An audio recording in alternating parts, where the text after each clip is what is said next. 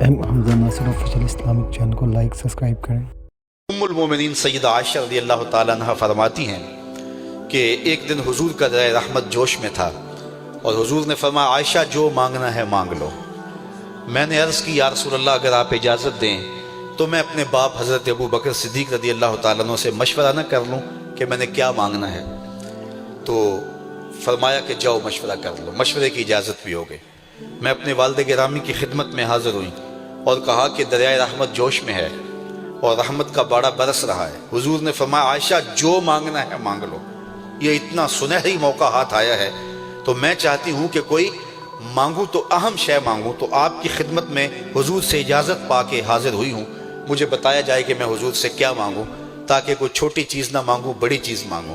تو حضرت ابو بکر رضی اللہ تعالیٰ عنہ نے فرمایا کہ بیٹا حضور سے جا کے کہنا کہ معراج کی خلوت خاص میں اللہ نے آپ سے جو راز کی باتیں کی تھی ان باتوں میں سے ایک بات بتا دو۔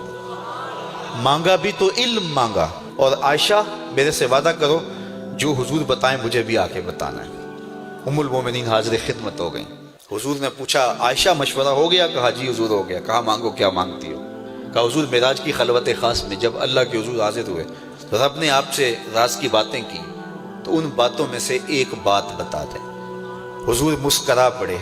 اس بات پہ مسکرائے ہوں گے میرے یار غار کا انتخاب کیسا ہے، یا اس بات پہ مسکرائے ہوں گے کہ راز کی بات بتا دوں تو راز راز نہ رہا، لیکن وعدہ کیا تھا۔ کہا عائشہ سنو، جب میں قرب خاص میں پہنچا تو میرے مالک نے مجھ سے راز کی جو باتیں کی ان میں سے ایک بات یہ تھی، محبوب تیری امت میں سے کوئی شخص کسی شخص کا ٹوٹا ہوا دل جوڑ دے تو میرے اوپر لازم ہے بغیر حساب کے جنت عطا کروں۔ ام المومنین بہت خوش ہوئی اور اپنے والد گرامی سیدنا ابو بکر صدیق رضی اللہ تعالیٰ عنہ کے پاس آئیں اور ساری کہانی سنائی۔ بہت خوش تھی، لیکن حضرت ابو بکر صدیق رضی اللہ تعالیٰ عنہ نے سنا تو رونے لگے۔ تو ام المومنین سیدہ عائشہ رضی اللہ تعالیٰ عنہ نے عرض کیا میرے والد گرامی یہ بات رونے والی تو نہیں ہے، ہم بسا اوقات کسی دکھی کے کام آ جاتے ہیں، کسی کا دکھڑا بیٹھ کے سن لیتے ہیں، کسی کی ڈھارس بنا دیتے ہیں، کسی کے کام آ جاتے ہیں، یہ تو بخشش کا بہانہ ہاتھ آ گیا اور آپ اس پہ رو رہے ہیں۔ تو فرمانے لگے عائشہ اس کو معکوس بھی پڑھو، تصویر کا دوسرا رخ بھی دیکھو۔ اگر کوئی شخص کسی کا ٹوٹا ہوا دل جوڑ دے تو بغیر حساب کے جنت میں جائے گا، اس کا دوسرا رخ یہ ہے اگر کوئی کسی کا دل توڑ بیٹھے تو سیدھا جہنم میں جائے گا۔ میں اس بات پہ رو رہا ہوں کہ ہم سے کسی کا دل نہ ٹوٹ گیا ہو۔ تو آج کی اس مجلس کے اندر کیا یہ دو باتیں میں اور آپ اپنے پلے باندھ سکتے ہیں؟ ایک کا تعلق حقوق العباد سے ہے اور ایک کا تعلق حقوق اللہ سے ہے۔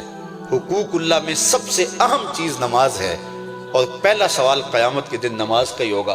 بلکہ حضور نے معراج میں جو مختلف مظاہرے دیکھے ان میں ایک چیز یہ بھی دیکھی، کچھ لوگوں کے سر پتھر سے کچلے جا رہے تھے، پھر صحیح ہو جاتے، پھر کچلے جاتے۔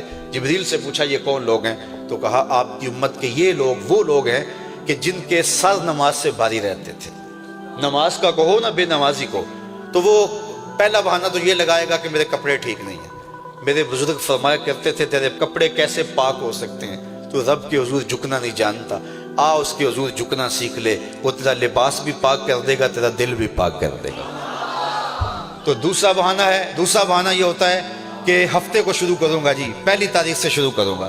یہ وہ بندہ کہہ رہا ہے، ہفتے کا وقت وہ دے رہا ہے جس کے پاس ایک لمحہ بھی اپنا نہیں ہے، جس کو یہ نہیں پتا کہ اٹھنے والا اگلا قدم کہاں ہوگا۔ وہ کہتا ہے انشاءاللہ ہفتے سے شروع کروں گا، فجر سے شروع کروں گا۔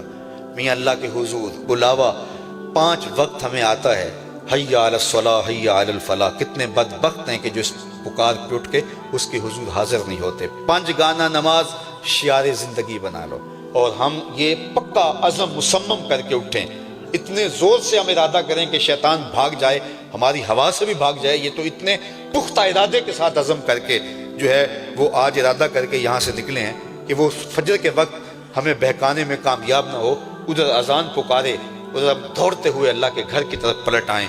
ہم یہ عزم کریں کہ آج کے بعد نماز نہیں چھوڑیں گے۔ اللہ مجھے آپ کو 5 گانا نماز کی توفیق نصیب کرے، اور ہمیں توفیق نصیب کرے کہ ہم کسی کے دل شکستگی کا سامان نہ کریں۔ ٹوٹے ہوئے دل جوڑ سکیں تو ضرور جوڑیں، اور کسی کا دل توڑنے سے ہم گریز کریں اور اپنی زندگی کو ایک خوبصورت پیرائے کے اندر گزارنے کا ارادہ کریں۔